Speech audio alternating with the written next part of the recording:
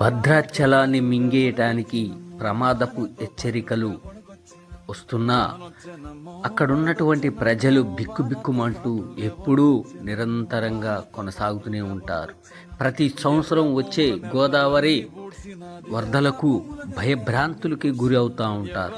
ఇప్పుడైతే ప్రధానంగా ఉన్నది ఒక పోలవరం ప్రాజెక్టు పూర్తయితే మా పరిస్థితులు ఏంది అనే భావాలు అందరి మనసులో మెదులుతున్నాయి.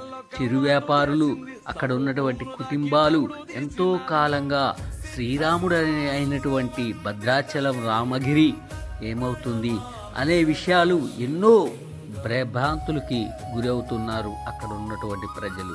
ప్రతి సంవత్సరం కూడా ఇటువంటి వరదలకు తట్టుకొని ఇప్పటి వరకు కూడా జీవించారు ఇక్కడ ప్రజలు.